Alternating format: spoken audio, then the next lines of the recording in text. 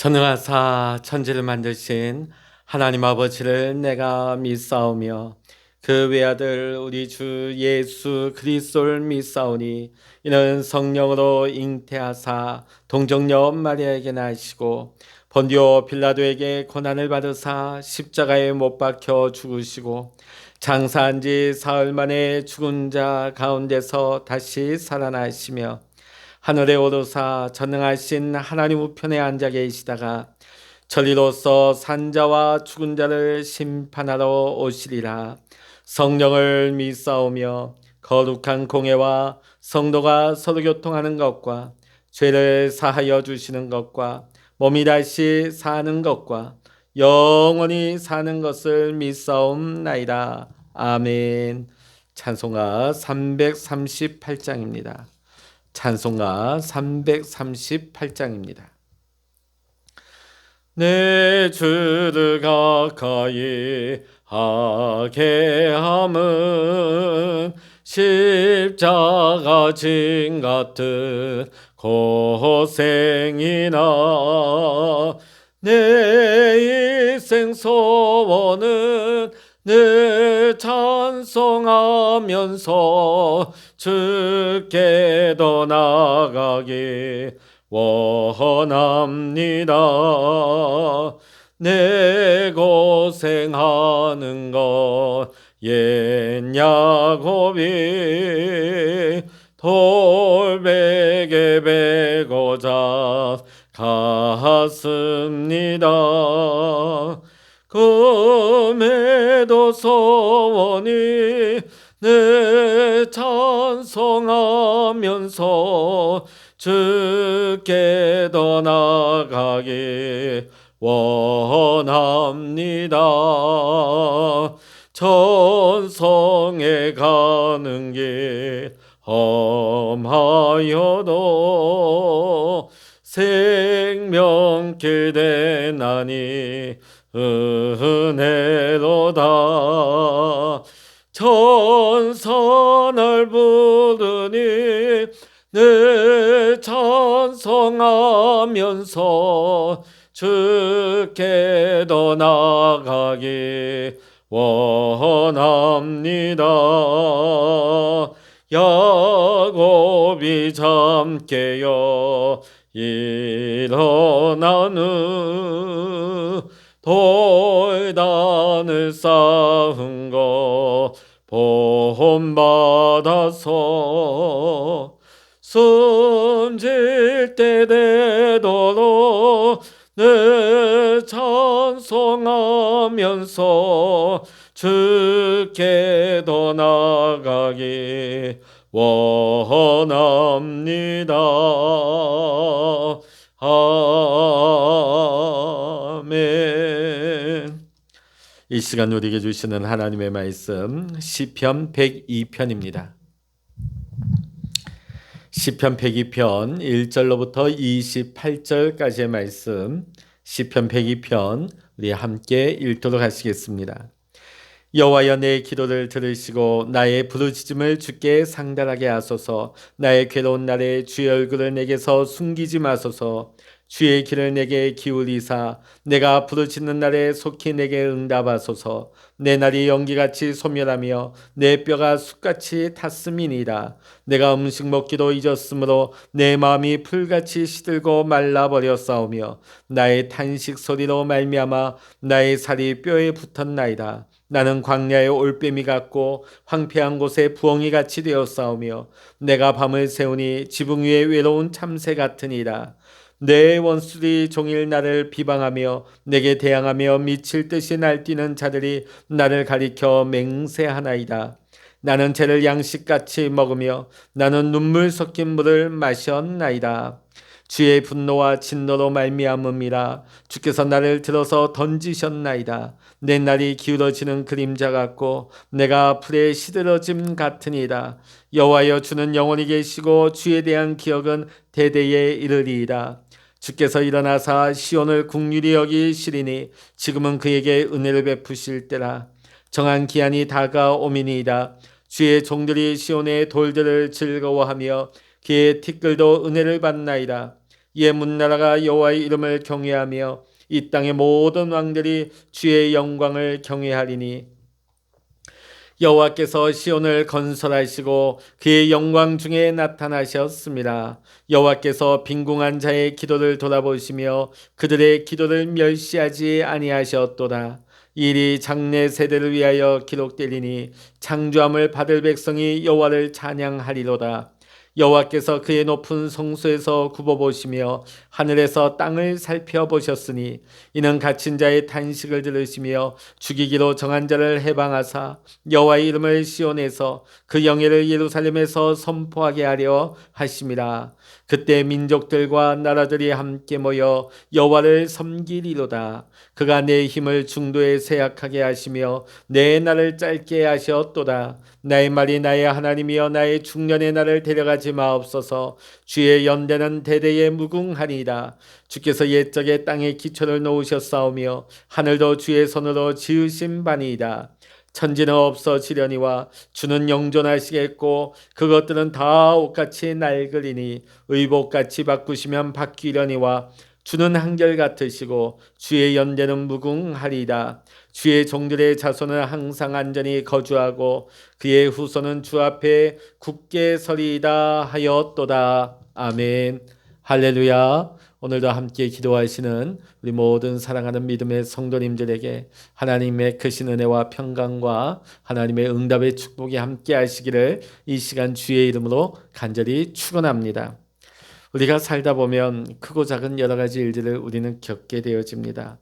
누구나 이런 일들이 있지요. 그러나 우리가 개인적으로 겪는 그런 정도의 고난도 있겠지만 민족이나 나라의 큰 환란, 세계적인 풍파를 우리가 맞이하는 그런 재난도 있습니다.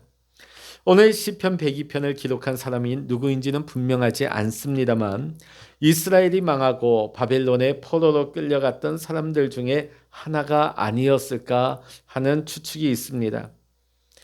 오늘 그렇다고 한다면 이 시편 기자가 겪은 그 고통은 보통 고난이 아니었을 것입니다. 3절부터 11절 보면 그 심정이 얼마나 고통스러운지를 구구절절 기록하고 있습니다. 3절에 보면 우리 3절 말씀 읽어보십니다. 내 날이 연기같이 소멸하며 내 뼈가 숯같이 탔습니다. 연기처럼 사라지고 뼈가 탔다는 거예요. 우리가 살면서 가장 고통스러운 것이 무엇이겠습니까? 희망이 사라지는 것, 소망을 가지지 못하는 것이 가장 힘든 것이죠. 희망이 없을 때, 소망이 없을 때 세상 사람들은 목숨을 이어가지 못하는 경우가 많습니다. 오늘 시편의 기자도 소망이 보이지 않습니다. 계속해서 뒤이어 나오는 말씀들을 보니까 4절과 5절을 보니까 그는 아무것도 먹지 못하고 6절과 7절 보면 잠도 자지 못하고 8절을 보면 주위의 모든 사람들로부터 무수히 욕을 먹고 있습니다. 또 9절을 보면 그의 눈물이 밥이 될 지경입니다. 이 모든 것도 힘들겠지만 더 그에게 있어서 힘든 것은, 두려운 것은 하나님께서 우리를 징계하셨다고 느끼는 것이죠. 10절의 말씀 읽어보시겠습니다. 주의 분노와 진노로 말미암음이라 주께서 나를 들어서 던지셨나이다. 이 고통이 주님께서 우리를 징계하셨기 때문에 주께서 우리를 던지셨다. 그러면 희망이 보이지 않는 것이죠. 자, 그런데 이 가운데서 이 시편의 기자는 깨닫게 되어집니다. 우리가 지난날 하나님께서 돌이켜라, 회개해라, 돌아와라, 그 무수한 선지자들의 외침의 소리를 우리는 외면하고 심지어는 그 말씀을 전하는 선지자를 핍박하고 죽이기까지 했다.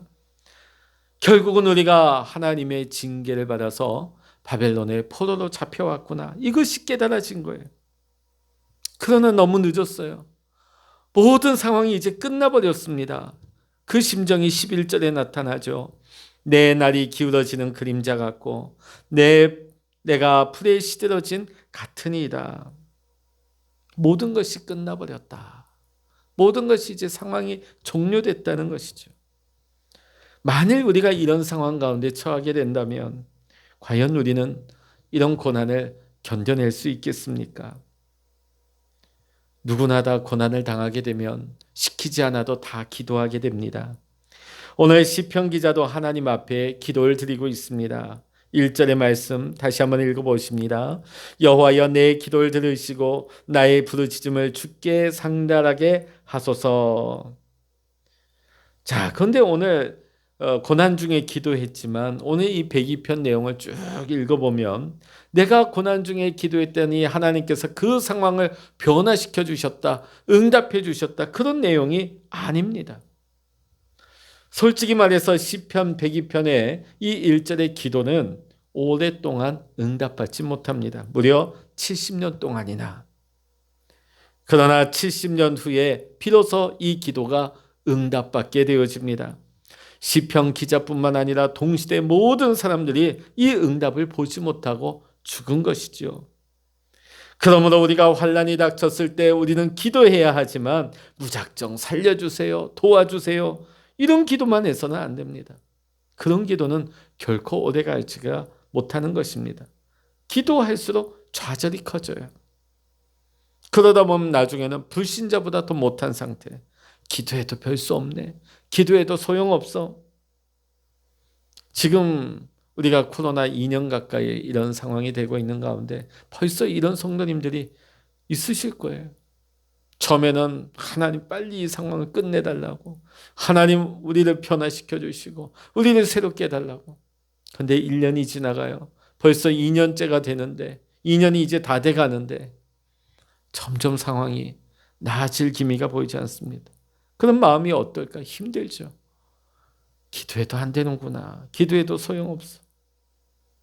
자, 그런데 오늘 시편 102편의 기도를 보면 특별한 것이 있습니다. 오늘 시편 기자가 갈망하는 것은 단순히 포로 생활을 끝내달라는 그런 내용이 아닙니다. 고난을 사라지게 해달라 그런 내용이 아니에요.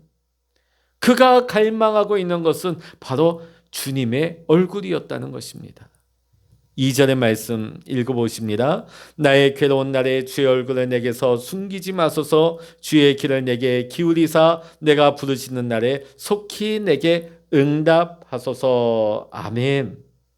오늘 시편 기자는 지금의 이 문제의 핵심을 알고 있습니다. 그것은 자신들이 생수의 근원 되시는 하나님을 버렸기 때문이라는 것을 알고 있는 것입니다. 하나님과의 관계가 끊어졌기 때문에 이 모든 일이 벌어졌다는 것이죠. 여기서 우리는 진정한 기도란 무엇인가를 깨닫게 됩니다. 기도는 단순히 어떤 문제 해결을 위한 그런 응답의 문제가 아닙니다. 기도는 하나님과의 관계 회복이고 기도는 하나님과의 교제입니다. 때때로 우리가 간절히 기도하지만 하나님께서 명확하게 빨리 응답을 주지 않으실 때가 있습니다. 성경에 보면 대표적으로 요셉이 그러했습니다. 그는 하나님과 늘 함께하면서 기도하면서 하나님 앞에 부르짖었지만 아버지 야곱의 집으로 돌아가지 못했습니다. 감옥에서도 하나님 앞에 기도했지만은 그는 그 감옥에서 나오지 못했습니다. 그러나 하나님께서는 늘 요셉과 함께 하셨습니다. 그것이 요셉에게 가장 좋은 기도의 응답이었습니다.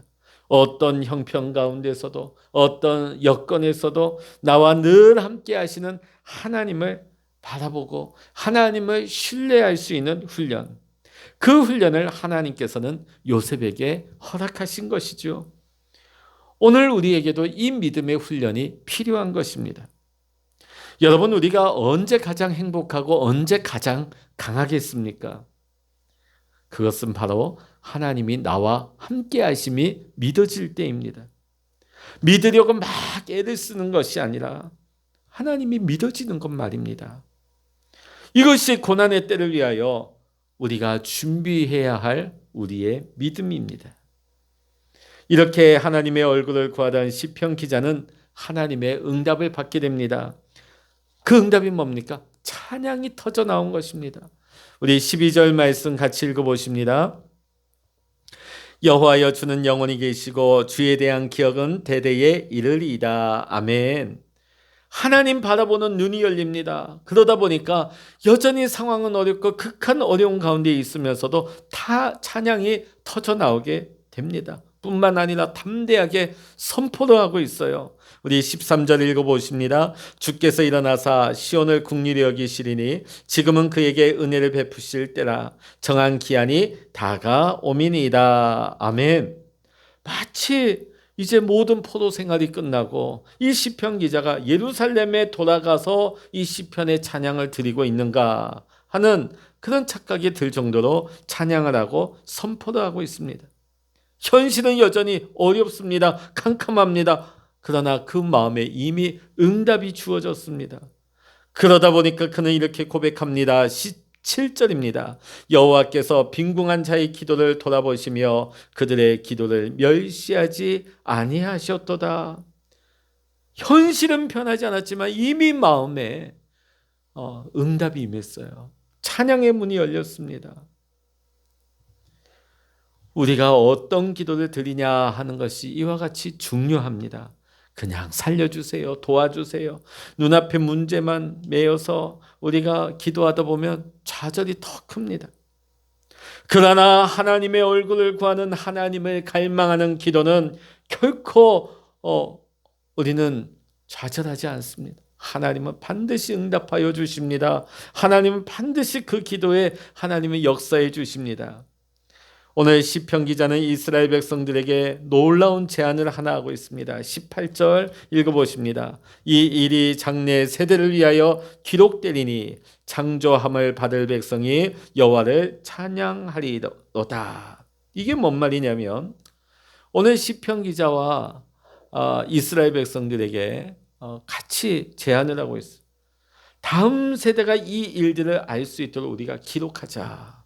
뭘 알 수 있도록? 우리가 왜 이런 환난을 당하게 되었는지, 우리가 이 어려운 상황이 어떤 상황인지 기록하고, 이 상황 가운데서 우리가 어떻게 기도했으며 우리가 기도할 때 하나님께서 어떤 응답을 주시고 은혜를 주셨는지 우리가 다 적자는 거예요. 그래서 그거를 누가 볼 수 있도록 아직 태어나지 않은 다음 세대의 후손들을 위해서 기록하자는 것입니다. 왜냐하면 시편 기자는 하나 걱정을 하고 있습니다. 과거에 그들의 선조가 하나님의 약속하신 젖과 꿀이 흐르는 가나안 땅에 들어와서 광야 세대가 죽고 나니까 그 바로 다음 세대가 하나님의 그 인도하심을 까맣게 잊어버립니다. 하나님을 버리게 됩니다.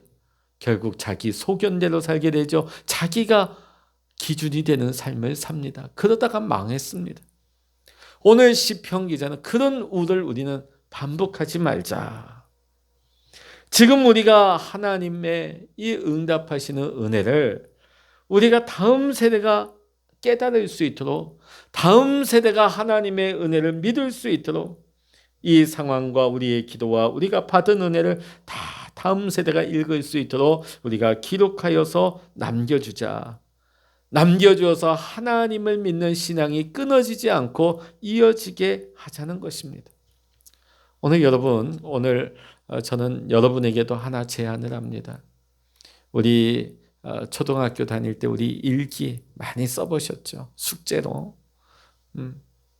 그게 우리 어른 돼서 끝이 아니라 하루하루의 삶을 우리가 신앙의 일기를 써보는 겁니다. 특히 오늘 이렇게 아침 기도회 시작하시는 분들은 여러분 말씀 읽으면서 또 여러분에게 하나님께서 주시는 하나님의 그 내면의 말씀 음성을 또 기록하시고 받은 은혜를 기록하시고 또 여러분의 삶 속에서 그 말씀을 적용하는 삶, 또 여러분의 삶 속에서 하나님이 어떤 은혜를 주셨는지 또 어떤 어려움이 있었는지도 다 기록하시고 또 하루를 마감하는 마치는 기도에 있어서 하루를 돌아보고 점검하고 또 신앙 안에서 마무리하는 그 모든 걸 한번 기록해 보십시오. 우리가 기록을 잘 안 하다 보니까 어떤 일이 생기느냐. 하나님이 내게 주신 은혜, 내가 했던 기도 다 잊어버린. 하나님이 분명 매일매일의 삶에 은혜를 주실 것만 우리가 놓쳐버려요. 잊어버립니다. 그리고 우리 가족, 자녀들, 우리 주변 성도들에게도 그 은혜를 나누지 못할 때가 많이 있습니다.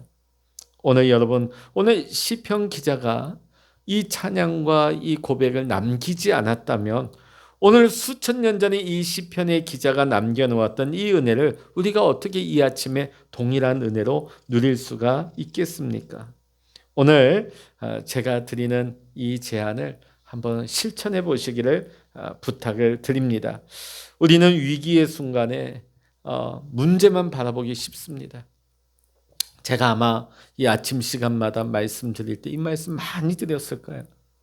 제가 설교 말씀을 전할 때도 누누이 말씀드렸을 것입니다. 문제를 보지 말고 주님을 바라보자. 베드로도 그랬죠. 요셉도 그랬습니다. 베드로가 주님 바라봤을 때는 그 무리를 풍랑이는 바다 위를 문제없이 건너갔습니다. 그러나 주님을 놓쳐버리고 그 바다를 보는 순간에, 그 상황을 보는 순간에 그 물속에 빠져들고 말았습니다. 오늘 우리가 경험하고 있는 이 위기의 순간에 우리는 더욱 주님을 바라보아야 할 것입니다. 하나님의 은혜가 아무리 크다 할지라도 우리가 현실만 보게 되면 다시금 좌절하고 낙심하게 되는 것입니다. 오늘 시편 기자도 마찬가지예요. 그 앞에 보면 하나님 체험을 하고 찬양이 터져 나오고 하나님의 영광을 보면서 막 우리 이제 이 은혜를 전하자, 기록하자 하지만 잠시 휘청이는 순간도 나옵니다. 23절, 24절에 보면 우리 한번 읽어보실까요? 23절, 24절. 그가 내 힘을 중도에 쇠약하게 하시며 내 날을 짧게 하셨도다. 나의 말이 나의 하나님이여 나의 중년에 나를 데려가지 마옵소서. 주의 연대는 대대에 무궁하니이다. 바로 직전에 은혜를 받았으면서 하나님을 체험하고 하나님 나라까지 보았습니다. 그런데 지금 뭐라고 휘청이고 있습니다. 나는 지금 늙어가고 있습니다. 나는 지금 죽어가고 있습니다. 현실은 점점 어두워지고 비참해지고 있습니다. 사랑하는 성도 여러분, 혹시 우리가 이렇게 하고 있지는 않습니까? 이런 낙심을 하고 있지는 않습니까? 하나님 은혜 주셔서 은혜 받고 있지만 현실에 무너지고 육신에 무너지고 자신을 바라보면서 비관하고 있지는 않습니까? 그런데 오늘 시편 기자도 보니까 이런 휘청일 때가 있어요. 약할 때가 있었습니다. 이때 우리는 뭐라고 고백하게 되나? 나만 그런 게 아니었구나. 여러분 위로받으시기 바랍니다. 자, 그런데 오늘 우리가 더 본받아야 될 것은 순간 휘청하던 이 시편 기자가 다시금 일어납니다. 다시금 믿음을 회복합니다. 그리고 한결같은 하나님을 다시금 바라보기 시작합니다. 그리고 오늘 놀라운 고백으로 오늘 시편을 마무리하고 있죠. 28절 읽어보십니다. 주의 종들의 자손은 항상 안전히 거주하고 그의 후손은 주 앞에 굳게 서리이다 하였도다. 아멘. 자, 오늘 저는 또 한 가지 제안을 드립니다. 아까 받은 은혜, 매일의 삶 속에서 우리가 신앙의 일기를 기록해보자.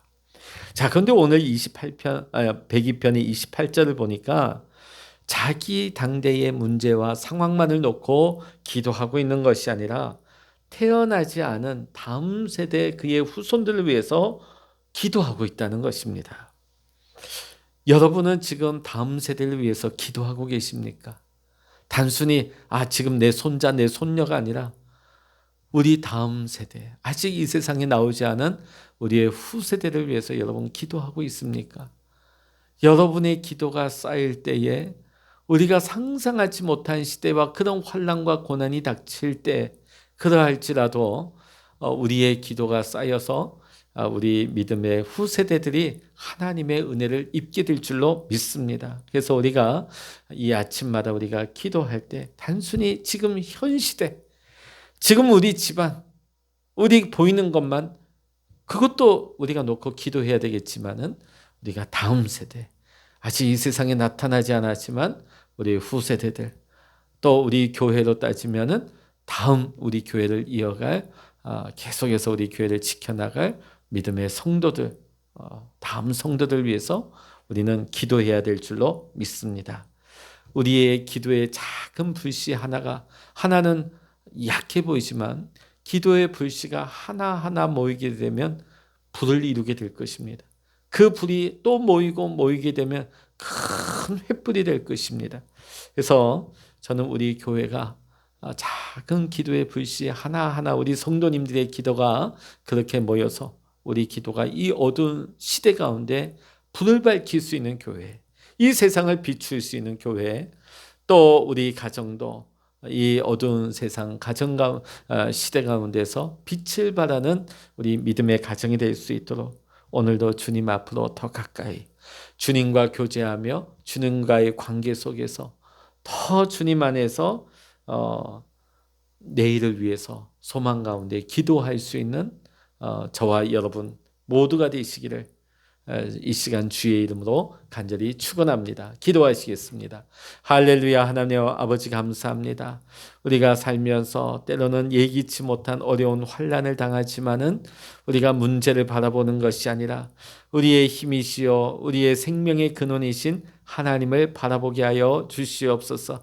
하나님을 바라볼 때에 우리 안에 찬양이 회복되게 하시고 하나님 나라의 영광을 보게 하시며 하나님 아버지 다가올 다음 세대를 위해서 믿음으로 선포하고 우리의 신앙을 물려줄 수 있는 신앙의 전달자의 역할을 감당하게 하여 주시옵소서. 오늘 이 아침에도 우리가 기도할 때에 우리의 상황과 우리의 문제를 놓고도 기도하지만 우리의 다음 세대, 우리의 후손들을 위해서도 기도를 쌓게 하시고 또 우리 교회를 위해서도 또 이 시대와 역사를 위해서도 기도를 쌓아나갈 수 있는, 그래서 그 기도의 분량이 채워져서 하나님의 기도가 역사되어지고 비록 우리가 그 일들 다 보지 못한다 할지라도 70년 후에 하나님의 놀라운 회복의 은혜가 임하였던 것처럼 하나님 우리가 오늘 기도하는 모든 것들이 하나님 마침내 하나님의 나라 하나님의 뜻 가운데 하나님의 때에 열매 맺으며 하나님의 영광 위에서 실제가 되게 하여 주시옵소서. 응답되게 하여 주시옵소서. 모든 거 우리 주님 앞에 믿음으로 간구하며 우리 주 예수 그리스도의 이름으로 간절히 기도하옵나이다. 아멘. 찬양하라 내 영혼아, 찬양하라 내 영혼아, 내 속에 있는 것들아 다 찬양하라.